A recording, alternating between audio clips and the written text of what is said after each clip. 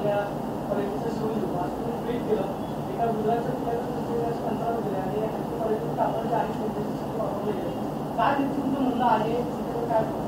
योगायोग बघा, या प्रेस कॉन्फरन्समध्ये मी बसलोय आणि माझ्या शर्टचा रंग सुद्धा गणवेशाच्या कलरचा आहे, पण हा शर्ट माझा स्वतःचा आहे.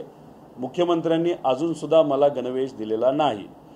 अधिवेशनामध्ये जर मुख्यमंत्र्यांनी कुठलाही मंत्री एखादं आश्वासन जेव्हा देतो तेव्हा ते आश्वासन हे पाळावं लागतं.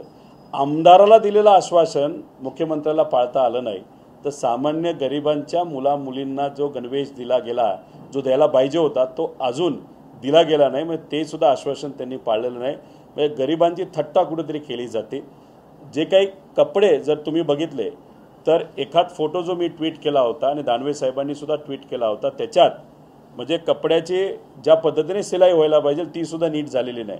म्हणजे वेडीवाकडी सिलाई तिथं झालेली आहे. म्हणजे या विधानसभेमध्ये जे महायुतीची परिस्थिती होणार आहे तशीच परिस्थिती आज या लहान मुलांच्या कपड्याची आहे. वर खाली कुठेतरी काहीतरी झालेलं आहे.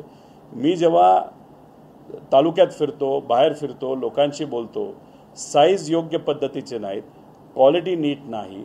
मी अधिवेशनामध्ये सुद्धा बोललो होतो की फक्त गुजरातच्या एका कंपनीला मदत व्हावी, त्यांच्याकडनं कापड घेता यावं, सेंट्रली हे टेंडर देता यावं. आणि काही नेत्यांनी फक्त याच्यातून काय केलं असेल तर मलिदा खाल्लेला आहे.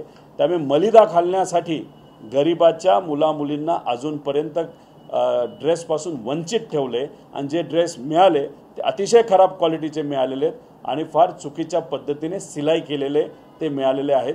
त्यामुळे या सरकारला गरिबाच्या मुलामुलींच्या कपड्यावर सुद्धा मलिदा खायचं ही दुर्दैवी गोष्ट आहे.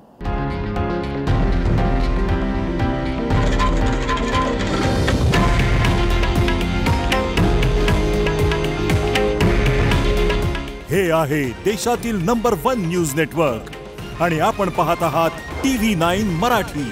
काळजी तुमची, हित महाराष्ट्राचं.